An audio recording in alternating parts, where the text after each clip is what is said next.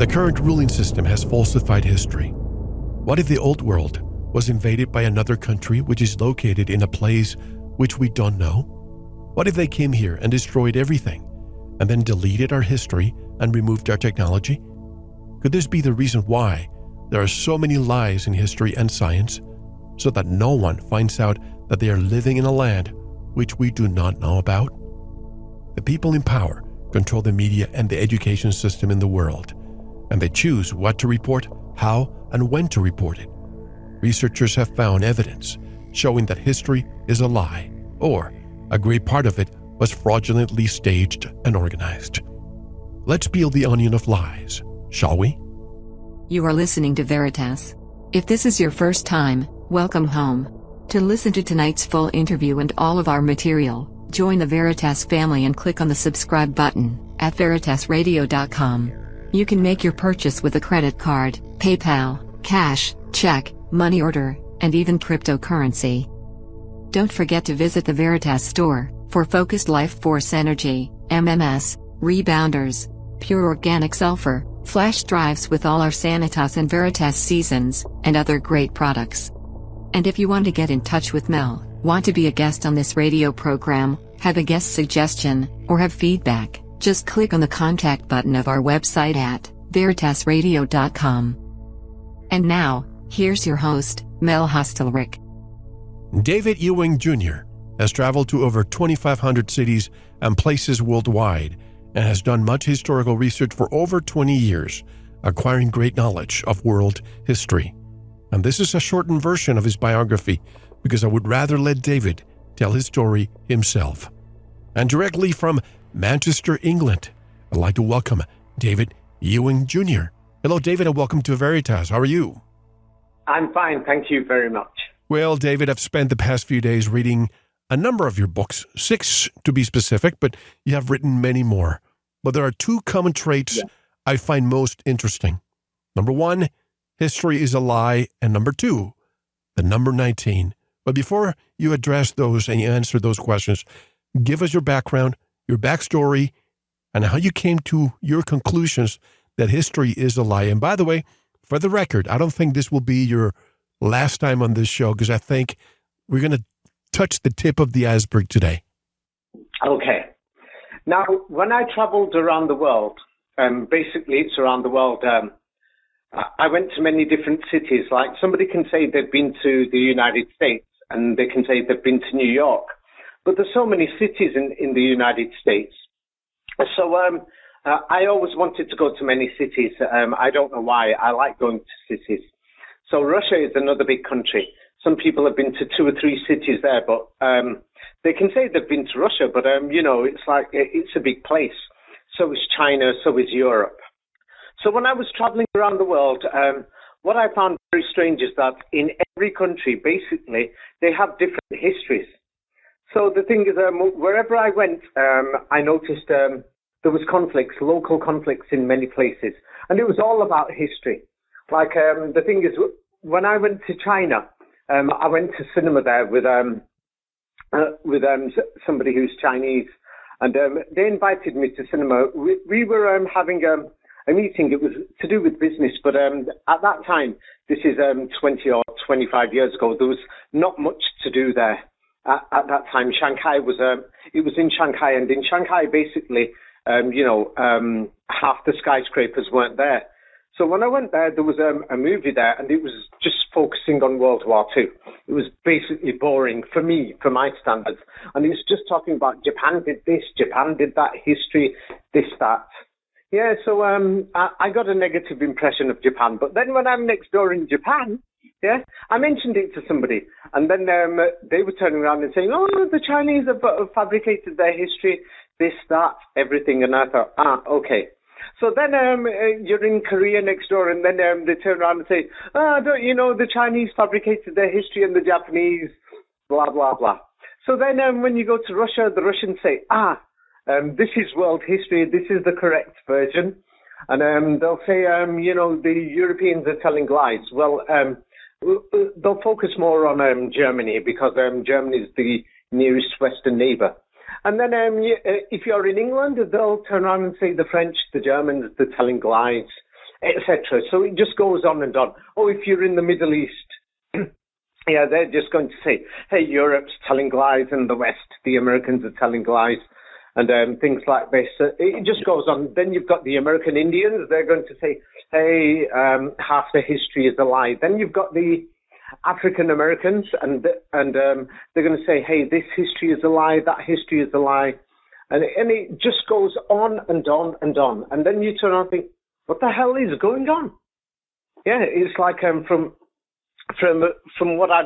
what we learn in school in England or in America or in Australia, people in other places around the world are learning something totally different. So then it makes you question.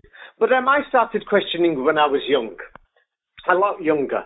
It's like you could say Judeo-Christian, that's what many people call it in England. But I went to a school, and in that school, they basically gave you a Jewish background education. They called them Oxbridge schools, schools linked to Oxford University. So I had a very lucky background for my education. You could practically say it's the best education in Europe or in England. So I studied for 5 years there. And the thing is, history meant a lot, even at that time. It was exciting. And then, I read the Bible by the time I was 15. And then I was invited to read the Quran by those people from the Middle East when I was 16. And they showed it me. And when I read it, I thought, hey, this is totally mentioning a totally different history. So after that, I thought I'll have a look at Buddhism, I'll have a look at the Vedas, things like that. I had a look at a lot more, and then I thought, hey, we've got a bit of a mess. And then I started having a look at a few other histories over the years, different countries, and then I thought, hey, it's a total mess. Yeah, and then the war in the Balkans happened. Serbia was, demonized in England. And in America and in Europe, the Serbs are doing this, that, in the 90s. And so when I first met the first ever Serbian, I met them in Frankfurt. So I met them in Frankfurt, and he was just a normal gentleman. But the thing is, when I met him, I just assumed that that he's some psycho killer or something, because we were told, in the Balkans, the Serbs and the Russians. So it's like some type of fear that you have. And the thing is, when he started talking and everything, and then he started explaining his point of view and then the history that he was given. So it made me go a lot more into history.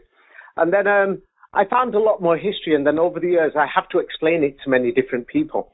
And so to my friends especially, and when they keep on repeating asking questions, it gets boring. And then in the 90s, the Soviet Union collapsed. When that collapsed, you could practically say half these communist countries and other countries, something big happened in Eastern Europe. And when they collapsed, mysteriously we found there's more Muslims in Europe and in the world than we imagined. There were these Muslim republics in the Soviet Union and in Yugoslavia, and a new type of war was visible in Europe, especially in the Balkans: Bosnia, Kosovo, Albania, Macedonia, Serbia, Croatia. And they were all fighting about religion. And at the same time, the war kicked off with the Armenians, Abkhazia, Georgia, Azerbaijan, and Russia, Chechnya, Dagestan, on the borders of Russia, southern Russia. Going south of Volgograd. And then there is Central Asia, going south from Orenburg in Russia. It's like the entire region's entirely Muslim. And nobody heard about it while the wars were happening in the 90s in the Balkans, but there were wars in Central Asia, especially in Tajikistan. And the central focus, people said, is from Afghanistan. Yeah? So the thing is, it came to the public spotlight. So now the thing is, inside Russia, something big was going on. Yeah, that many people did not believe the official history. Yes, that the Soviet Union suddenly collapsed, and the church was going around saying, "Hey, there used to be a church building over here." So, and there was a professor there in Moscow State University. He's a mathematician. He's got nothing to do with history, but he studied a lot of history. And then he noticed mathematical codes in history. And he turned around and saw... You mean Anatoly Fomenko? Yeah, Professor Anatoly Fomenko. He's done a lot of work. It's so deep that somebody has to have a big historical background to understand it. It's like he went through so many original manuscripts, and there were many people involved. You could say probably up to 1,000 people, because there were people who were cooperating with him from other universities, from other places in the world, saying, hey, there is this discrepancy, this problem, that problem with these manuscripts here and everything. So what he did, he got all the work together, and he showed the duplicates, showing from country to country, like from France, Germany, Poland, Russia, Austria, United States, Italy, Turkey, and he showed that different nations copied history, and he showed there was a mathematical connection. It's like, for example, if you and me, we sit down and we say we are going to create the history of Antarctica. Nobody lives here, but we'll now build cities here, and we're going to bring lots of people here. So that then in 300-400 years' time, the people will actually think that this is history. So he showed how nation states formed, yes, and he showed how they just invented the history, and they copied it from another global history that actually existed. Yes, and some people call this civilization Tartaria. Some people have decided to call it that because there are some maps from Europe that showed that there was a civilization named Tartaria focusing on Eastern Europe, and that had a global impact.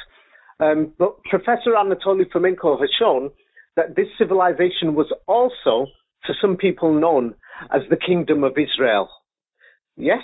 Now, this is something that many people don't realize. Now, the entire Old Testament in the Bible actually is copied from that history of the previous civilization, which is only 300 years ago.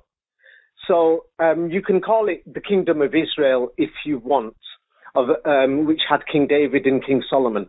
Now, there is people who are from the Middle East who would like to call it the Arabic civilization or the Caliphate. It's their choice what title, Tartaria, Kingdom of Israel, or the Caliphate, because it goes through the same history, but it's been duplicated all over the world. So there was a global one world system just a few centuries ago, and it collapsed only about 200, 300, or 400 years ago. That it started collapsing about 400 years ago, and then it totally collapsed and disappeared only in the last 200 years. Something has happened. Yes. So now the thing is, there is many mathematical numbers in the forgery of history that you will find mathematical patterns. If you are inventing history, then you will try to make it balance between one country or another to equal it. Same like when you do algebra, something has to equal or balance. Or if you are doing accountancy, you've got to show, the money coming in, the money going out. It must balance. Yes, or the Inland Revenue or the IRS in the United States, they're going to come down on you and say, hey, what's going on? This is fraud over here. Yes, so the thing is, they used mathematics to balance everything.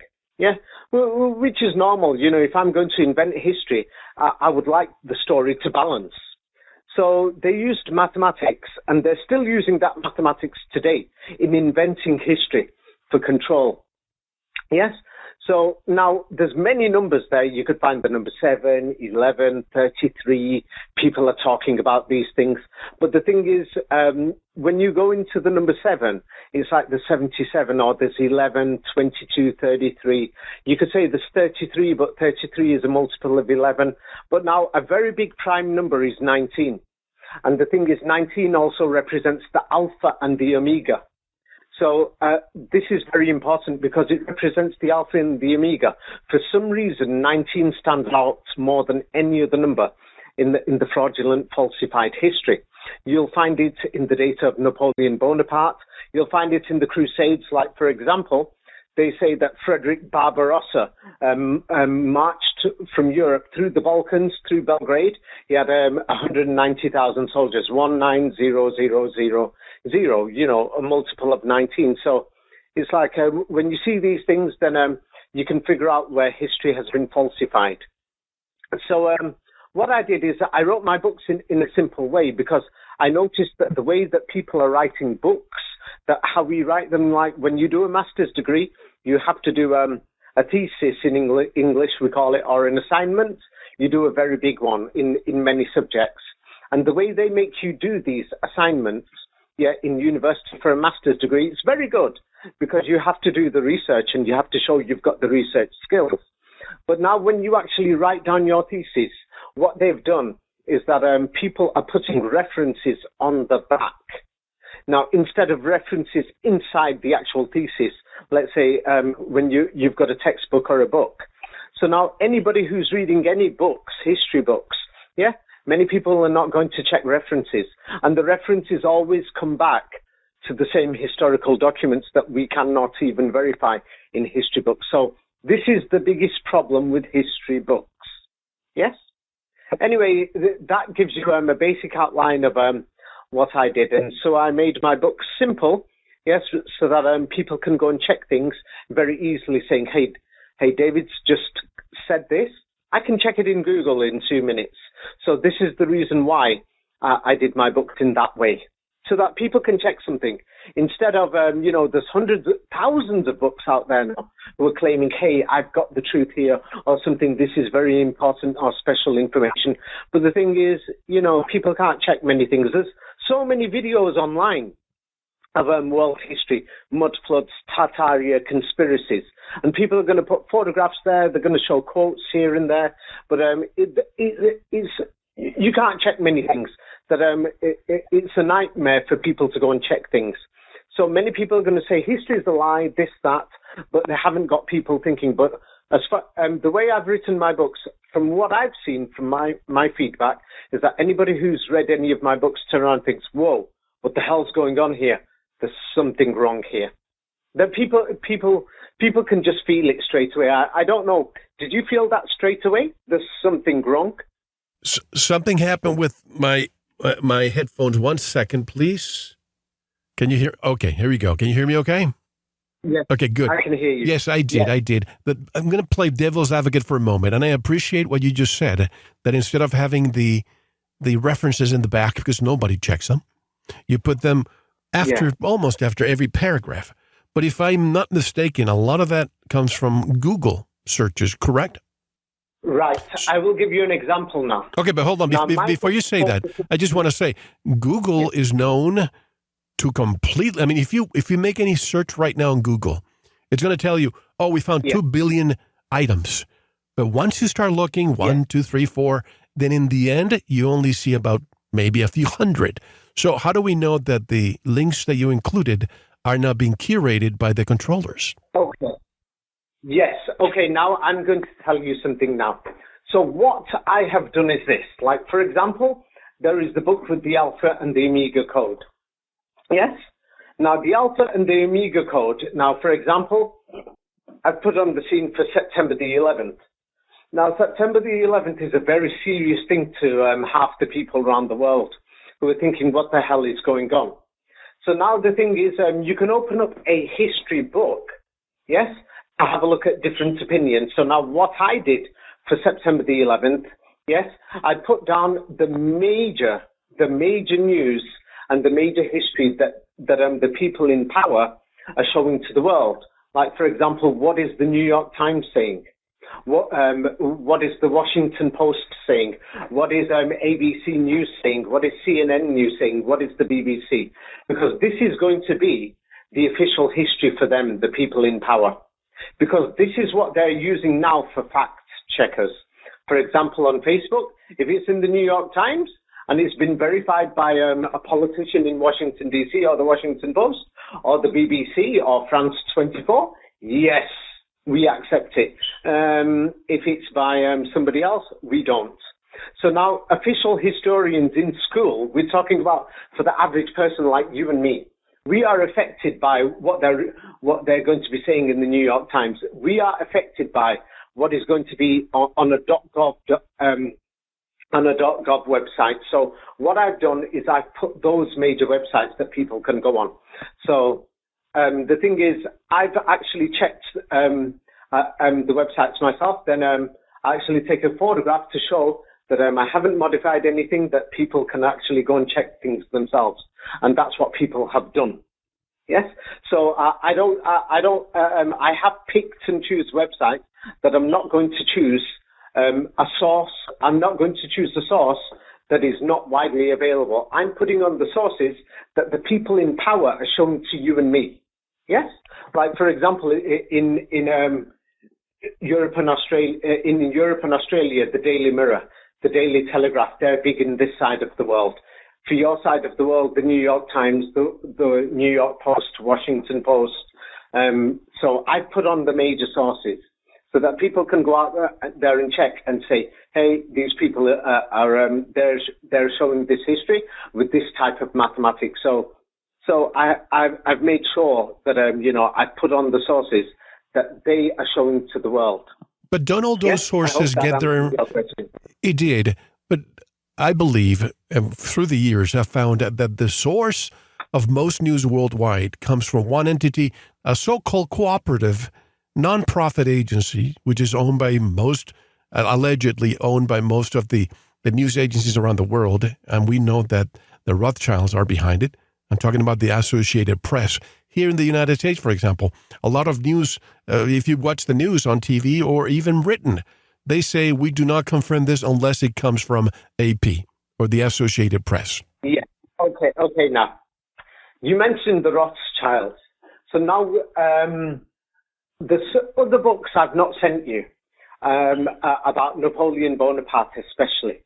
Now, the thing is, I'll send you them so that you could have a look. But the history of Napoleon Bonaparte is full of 19 this and 19 that in the official history, that we cannot even verify the existence of the Rothschild banking family. Yes, the history of the Rothschild banking family in the 19th century, that they were supposed to have made money at the Battle of Waterloo, but the Battle of Waterloo is full of 19 this and 19 that with the Duke of Wellington. I'll send you this book later. But sure. The thing is, somebody's done that on purpose, that they're advertising these so-called Jewish bankers, and they're not telling you what is the meaning of the word Jew or Jewish. Yes, I put it down in my books. The meaning of the word Jew is Jewish for many centuries. Or Judica. Actually referred to the Vatican. Yes, the Vatican, Jew. Yes, so it referred to the Vatican. Now, the thing is, the children of Israel were known as the children of Israel. Now, the thing is, for example, the Quran is a book that, it especially opposes the global world order that is trying to establish the world order now. It totally opposes it, and it differentiates between Israel, yes, and Judah. It differentiates. That it turned around and says Judah are the people who have done are a group of people who've done something wrong. It doesn't say they are a race or a tribe, but it says that they are people who've done wrong things and that they should change. That the Quran is mentioning these people, saying, hey, they've got these plots, they've done these plots, etc. Now, when it talks about Israel, it talks about the children of Israel. The Quran differentiates. The Bible doesn't mention this. Now, the Quran actually states that the children of Israel are the children of Israel. They're like a group from a family. Now, modern Judaism actually shouldn't be called modern Judaism because it's supposed to be the religion of the children of Israel. It is supposed to be. Yes? So that's why the meaning has changed. Same like the meaning of the word American maybe 300-400 years ago would probably mean the natives. Today, American means something else. So the meaning of the word Jew and Jewish has changed. Yes? So when they say Jewish bankers in the 18th, 19th, 17th century, yes, that refers to the Vatican, because I could not find, and even official professors that many people don't even pay attention to, have turned around and said, hey, we can't seem to find these Jewish bankers in any of the documents, even in the official history, we can't find no proof. So why are we mentioning it and talking about it? We cannot find any single documentation to show that these Rothschilds existed that made, for that time, billions of dollars from the Napoleonic Wars and the battles of Waterloo and the others. We can't find it. So why the creation of the Jews or Judica? And also, when you think about that, there's the creation of, stories. For example, Khazaria. Khazaria was a region in Russia in the past. Is that not true? Yeah. Okay. Now, the thing is, I'll give you an example, because many people have mentioned Khazaria, then they talk about, the Khazarians and their Talmud. Now, the thing is, we were told in history that ancient Rome existed. Yes? Now, ancient Rome existed, but if you have a look at Rome 400 years ago, only 400 years ago, Rome, including the fields in the countryside, we're talking about in them days people did farming and they're in the countryside, the Rome entire region with the fields only had 10,000 people. 10,000 people, and they're telling us ancient Rome existed before then. Yes. I'll have to send you a book about this. Yes, that many people are questioning. Yes, they're saying ancient Rome existed. Here are the artifacts, here are the buildings. So then they mention the empire of the Mongols. Yes, and in the same way, we turn around and say, hey, where is this ancient Rome? That most historians could not show, yes, all these buildings of ancient Rome and anything else until 400 years ago. Yes, and then they've even written it because we don't have a problem with these documents. These documents are only 200-300 years old. Just after the Renaissance, where they've written, they actually claim we've rediscovered ancient Rome at the end of the Renaissance. They said ancient Rome was lost for 1,000 years. All the Roman documents, all the evidence for ancient Rome. So now they turn around and told us that there was a Mongol empire, and its capital was called Sarai Burqa, yes, or Saraybak. And the thing is, we can't seem to find this capital. It doesn't seem to exist. Now, the Russians today, they've built a city somewhere in southern Russia, European Russia, and they've built it. It's like Disneyland and saying, hey, the Mongols were here, the capital was here. We can't seem to find it. So this will explain Khazaria to you. Then they've turned around and said, hey, that the Arabs had a mega caliphate. It was based on the city of Baghdad.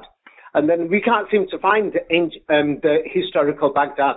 And then when you read the history books, they say, oh, everything was totally destroyed by the Mongol barbarians. And then ancient Rome, oh, everything was totally destroyed by the German barbarians, etc., and the Aleman people who are fighting against the church, etc., etc. They go on. So now to Khazaria. Yes, there is a city in Russia today called Kazan. Yes, or Kazan. So now people turn around and say these Kazan Jews.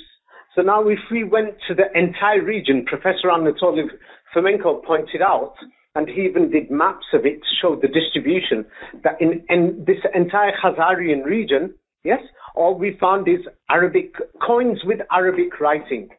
So these are Khazars and they're Jews, and they've got Arabic writing on their coins. And then if you go to the city of the Khazars today, known as Khazan or Kazan, yes, which nobody talks about, and on the maps they show the Khazars as further south. But if we go to that entire region of the Khazars in the south, yeah, what do we see? Chechnya.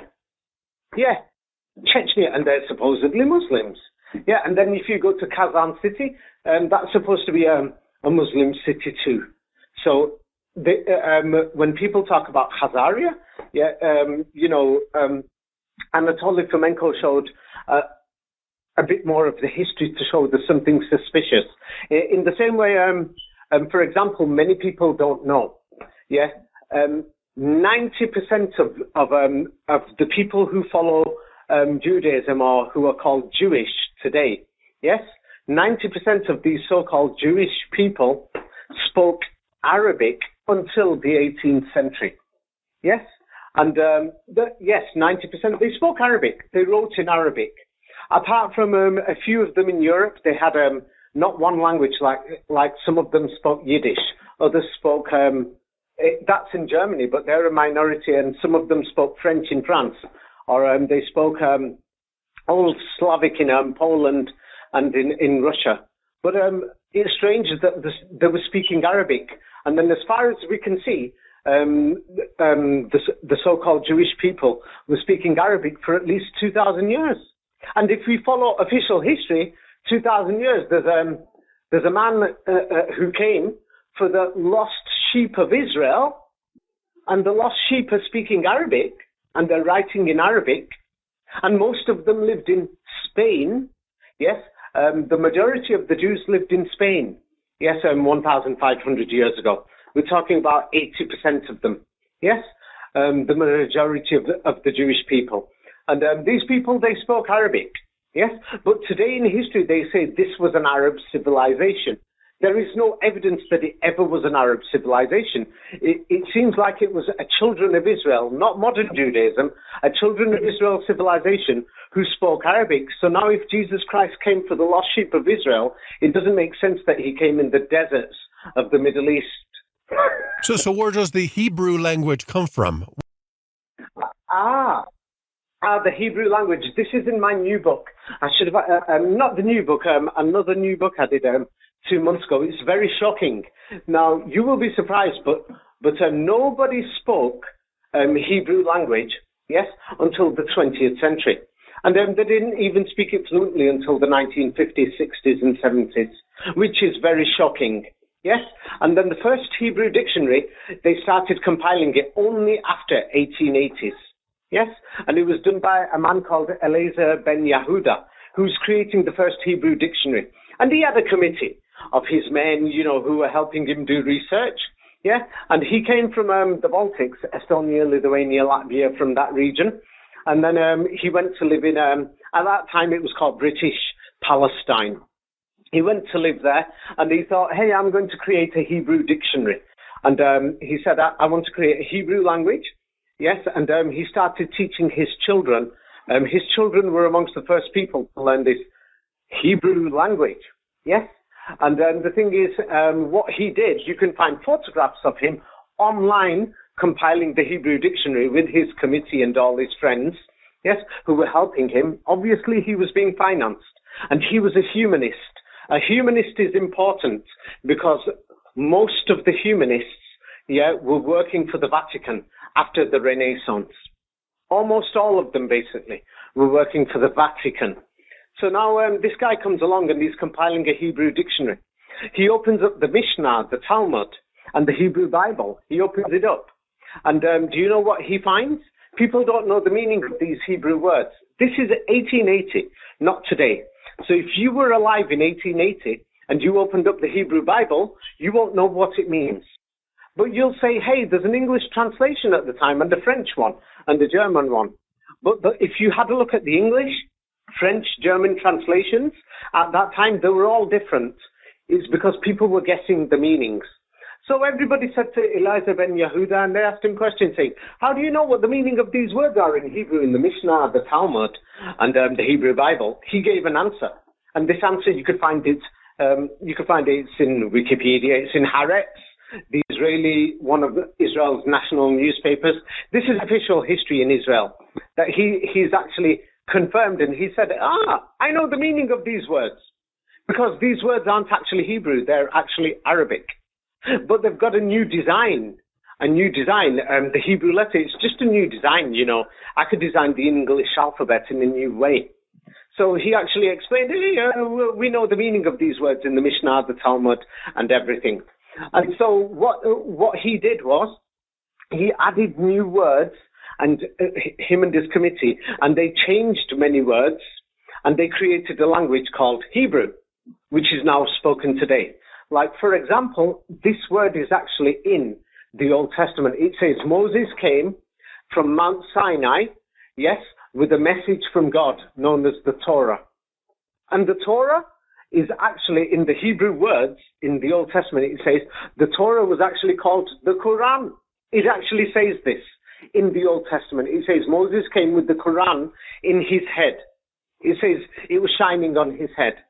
So now they've actually changed the meaning of that word, the Hebrew linguists, the humanists and their committee, and they've changed the meaning. So today, if you open up the Hebrew Bible or look at the translations, it will say he came with rays of light on his head, the light of God. But that word, the light, if you pronounce it in modern Hebrew, is the word Quran. So Moses came with a Quran. This is very shocking information, one. And another thing is, we're told that the word Quran means shining light. But who said this is the original meaning?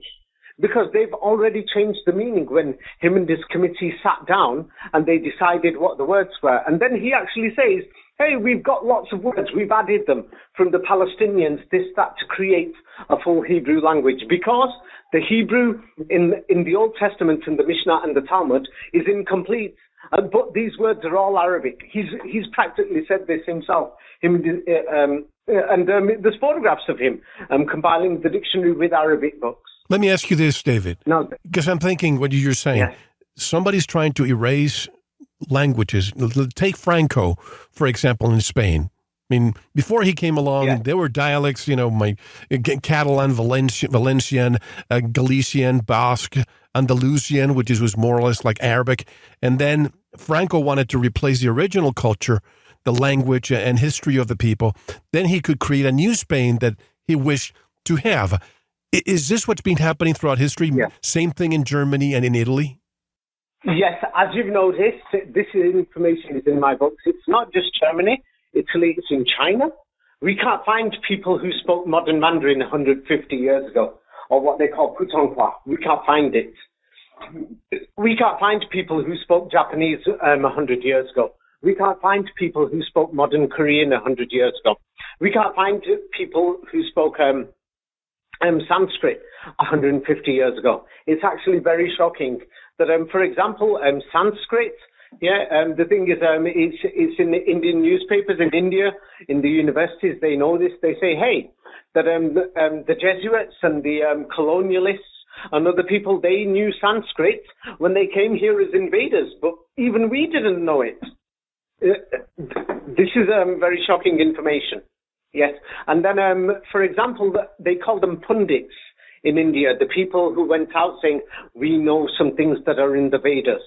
Now, when the East India Company was based in Calcutta, and the British, the French, the Spanish, the Portuguese, and all these people were in India, they created a system called the pundit system. And these people, these are the priests in India, and they were sending them throughout the Indian subcontinent into Tibet. Believe it or not, they were basically all employed as, corporate employees. And these companies were registered in Holland and Britain. And at that time they were registered, there's another strange thing that people don't realize.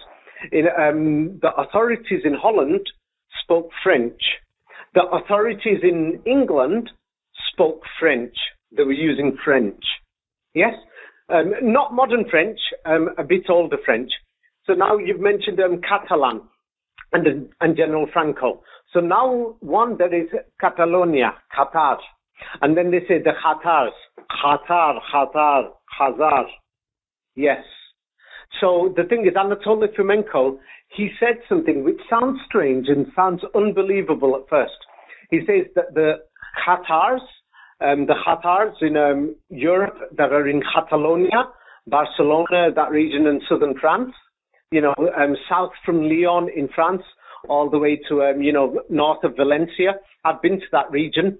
And they say that now there's less, but especially in Catalonia, they say that region was the Khatars. Yeah, Khatars. And Fomenko, he shows that these people, they migrated from Russia. Now, people will say, what is he talking about? He sounds like a Russian nationalist. No, even in the official history, they couldn't hide it. The Goths came from Eastern Europe. The Visigoths came, and they went to Spain. They came from Eastern Europe somewhere. Attila the Hun. There was a big migration that's coming from Eastern Europe.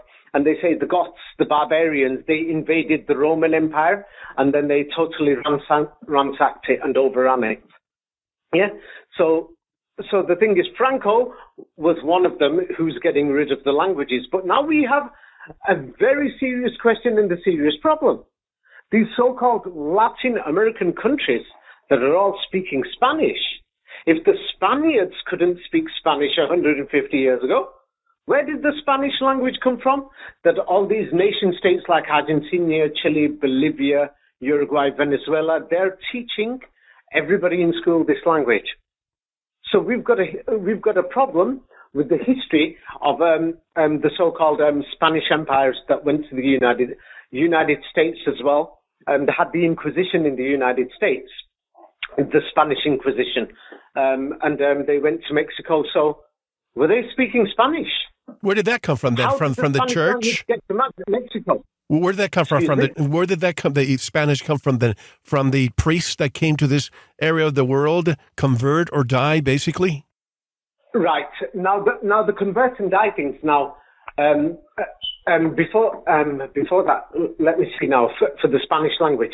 The modern Spanish language. What I'm trying to say is, we cannot find it in Spain. We find it in Latin America being enforced, while Spain was still in civil war and they still haven't got the language out for the whole country. And by the way, just to put things in perspective, David, that civil war happened in the 1930s, not too long ago. Yes, but they've already introduced Spanish in many of the nation states in South America. Right. But Spain still isn't speaking Spanish. More than half of Spain could not speak Spanish. So how did the Latin Americans learn Spanish? It seemed like saying, hey, what do you call it? The French invade Latin America. Yes? Well, some people might say, and I don't mean to interrupt you, but some people might say, well, if you go back to the times of quote-unquote Columbus, some people say that he was a manufactured character, but, the kingdom of Isabel and Philip, the kingdom of Castilla, and that's where the Spanish came from, according to historians. That's what they're going to say. But if you have a look at Latin America, you will find that there's many buildings there that seem very old. Not only those buildings, but we've got Machu Picchu that shows that mining was done in Latin America. Machu Picchu is just one site in my books, but you're going to find hundreds of sites like that throughout Latin America, which are like step mountains.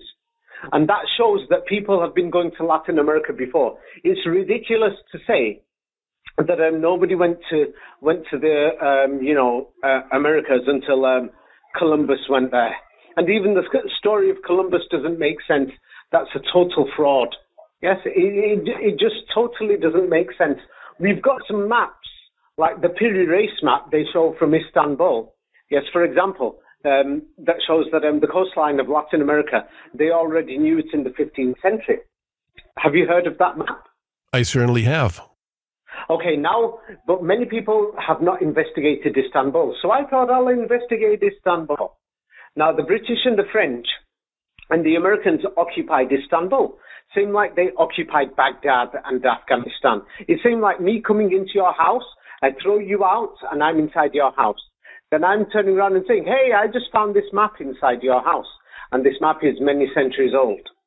So now when the European occupation happened in Istanbul, just after World War One, they mysteriously found this Piri Reis map.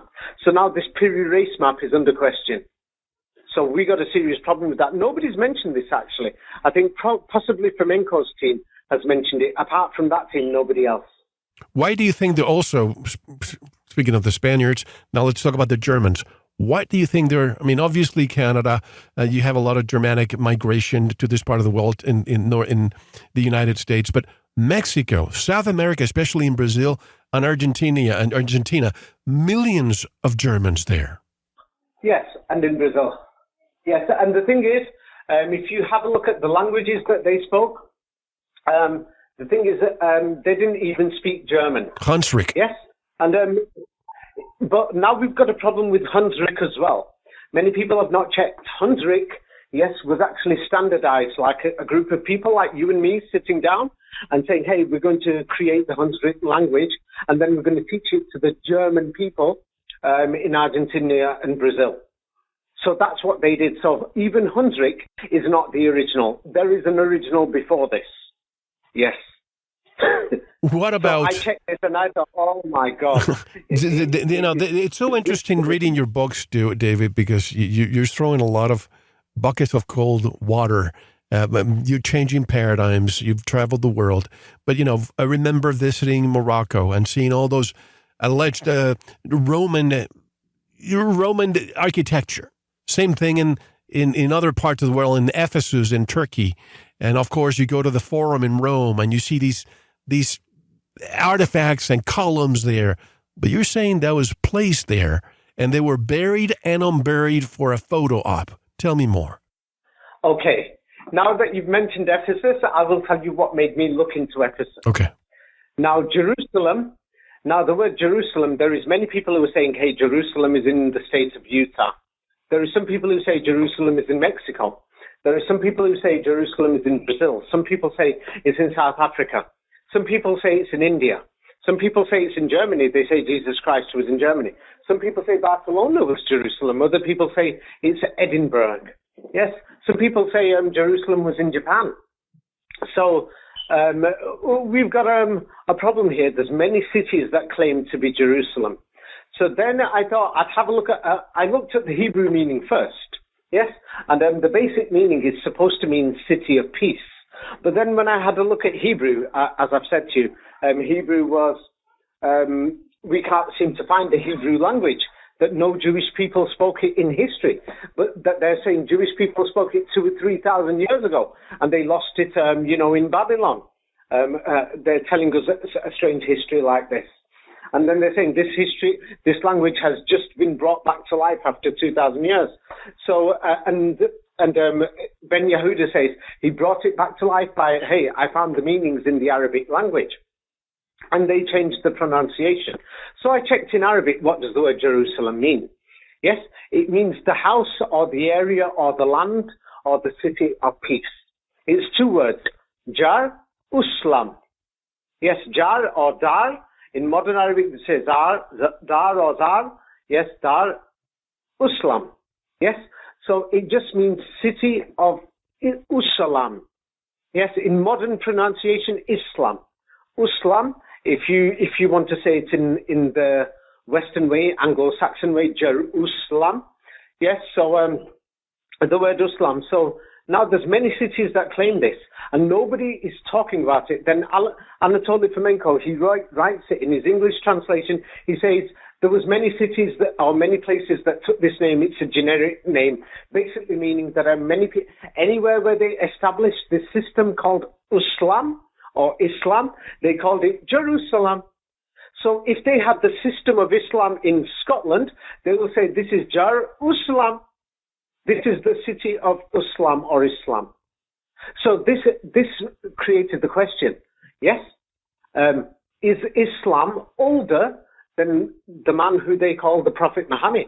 Because there's many cities, yes, and for example, there's drawings from the Renaissance times that show that there's Gothic towns and cities in Europe and they're just called Jerusalem, which just doesn't make sense, that the several of them. So unless if there was a system already called Islam or Islam. Now the Quran actually says that in the previous world order there was a system called Islam. And it says that this system was established by Abraham and Moses. And then anybody who followed this system, basically, according to the history that's from the Quran, it basically tells you that these places became called Jerusalem. So the thing is, what did that have to do with the Germans? I was going to say connect it, but I've forgotten. I'm sorry. That's what okay. This is what happens when you deal with so many parts of our his-hyphen story. Yeah. You lose your train of thought. But let me ask you this: many researchers, you remember now? What was it? What was it? No, do you remember now? Because I had another question. Okay, go to the next one. I've forgotten what that is. Yeah, it'll come back to you, I'm sure. Many researchers have found that world history between 1850 and 1950 has been falsified. Researchers have found that the true history of what happened during this time and why has been changed. Also, do you think they have concocted or invented or added 1,000 years to our history? I did not send you that book about the 1,000 years that they've added in history. Now, when we say 1,000 years, some people, some researchers, many people, now there's many people who've investigated this around the world. Some people say it's 900 years, 800 years, 700 years, 1,000 years. Now, the thing is, during the Renaissance, especially in the 16th century, people who worked for the Vatican, yes, actually turned around and mentioned the 1,000 years. Now, I should have sent you this book, but I didn't send it you, so that's okay. I'm going to open that book out now, and I'll show you. It's because the thing is, they actually tell you, historians actually tell you, this is official history, that that there is 1,000 years, yes, that the humanists or the people who worked with the Vatican, that they don't like this 1,000 years, yes, that they don't like this 1,000 years, and the humanists mention it. For example, what do the humanists actually say? I'm just going to go on to Britannica Encyclopedia, which is official history. What do they actually say? They call it the Middle Ages. Now, the thing is that the Italian humanists who were working with the Vatican, they gave it the name the Middle Ages, and they did it with invidious intent, is the word on Britannica Encyclopedia. Invidious basically means hatred, yes? And what they did is they called this 1,000 years the Middle Ages.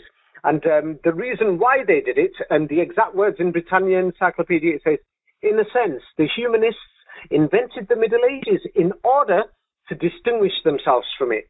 Distinguish means separate. So the humanists invented the Middle Ages in order to separate themselves from it 1,000 years. So this is official history that official historians say. Britannia Encyclopedia is one of the main books that they use for the curriculum in many Western societies. So, and who were the humanists? The humanists were government agents, same like CIA agents. They were all government agents working for the Vatican and for the people in power in Italy in the 15th, 16th century. So what they did is they called it the Middle Ages, and they said this is the 1,000 years of the Middle Ages, and we don't like it, basically. Yes. So they've actually said it, and they said it actually says that historians say they invented this term, and they didn't like this history. So one, we can find an intent. Like, for example, when you're investigating a crime scene, you'll have to see, hey, is there any evidence to support this? One, they even admit, hey, there's a 1,000-year problem. Then they say, hey, we don't like this 1,000 years. So 1,000 years, does it mean that it existed or it did not? The Middle Ages existed. But so the 1,000 years did exist, but what they've done is change the history that's within this. Now, for example, yes, some people think that Professor Anatoly Fomenko pointed this out, that historians in Europe, they cannot deny it. They turn around and say that Arabic was the language for education in Europe until the Renaissance. Arabic was. That people had to read Arabic books, etc., because the Arabs were supposedly, a global empire, the caliphate, they called it. This is official history. And they say the Arabs translated Greek books, etc., into Arabic, and so people in Europe, they had to study and learn Arabic, or otherwise they won't know anything. So now when the humanists came in the 15th, 16th century, yes, at that time they turn around and say, hey, we've lost ancient Greece and ancient Rome. We forgot about it in the 5th century when after the fall of Rome. The whole world forgot. And we've now rediscovered all these things, all these ancient Roman manuscripts and Roman artifacts. We've just found everything 1,000 years later. And they call that 1,000 years the Middle Ages or the Dark Ages. Dark Ages. Oh, by the way, I'm saying the Middle Ages. Yeah, they call it dark. And why do they call it the Dark Ages? They say this period in history is dark because we don't know much about it. But now let me tell you what I found in this so-called Dark Ages. Yes, for example, you can find on in some Oxford University website a few years ago, they were trying to explain why there's millions of Arabic coins in Europe. Millions. We're not talking about a few. And the thing is, for example, you can forge history and make fake things. Even millions of coins, you can forge them. But these Arabic coins are gold coins and silver. So if you're going to forge gold and silver coins, it's going to cost you a huge amount of money. It's going to be too expensive.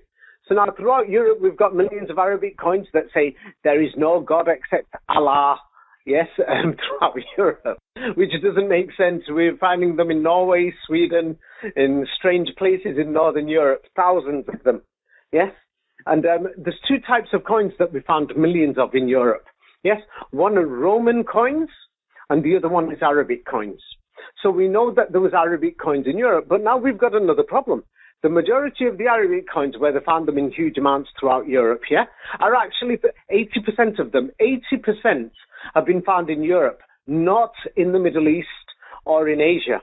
That the other 20% is divided throughout North Africa, the Middle East, and Asia. So it's almost clear to say that this was a European currency. That this Arabic civilization was European. And then I found there's something called the Masorets that happened in Europe.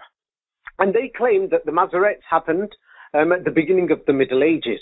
If you cancel the 1,000 years, then it means it happened at the end of the Middle Ages, at the end of the Renaissance. And what the Masorets did is anything that's pronounced with the letter A was suddenly changed to the letter E. Like, for example, El Dorado is Al Dorado. Yes. Many people know this, anybody who studied it, that in Spanish, in French, and in all the other European languages, they changed it from A to E. Yes? So the thing is, when we have a look at Europa, that would be Arapa. And you just change it to the letter E. So Arapa was the Europeans were called Arapians. They are the original Arapians. Yes. And now if you go to Morocco, Algeria, and Tunisia and Libya, that's in North Africa, and they're calling them Arabs today, you go and talk to these people, they're going to say, oh no, we're Berbers. We're barbarians. Berber, bars. Yes.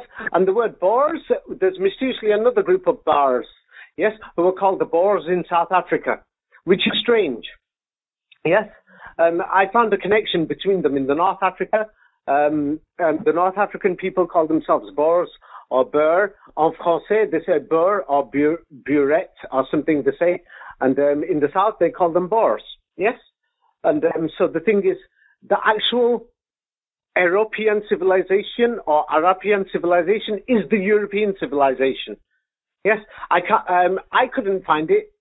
Other researchers, let's say Anatoly Fomenko and many researchers, they've actually said, hey, this Arapian civilization or Arabian civilization is the European one. So are you saying, David, that, of course, if you remove the E and put an A, instead of European, it will be Arabian? Yes. Interesting. That's it. That's all it was. Yes, and so that's why we've got all these. When we say Arapian coins, they're European coins. So somebody's going to say, hey, this is the Arapian language. No, it's the European language. The handwriting was changed. And the thing is that I'll send you some books. When you write your handwriting in English, French, or these Latin alphabets, if you just reverse it, it looks exactly the same like Arabic. Yes. Let me just... It's just Arabic in reverse. I'm going to start asking you questions left and right because there's so much to discuss. What happened to the hats for men and women, especially in the United States? And you say women in the United States used to cover their heads like Muslim women do today.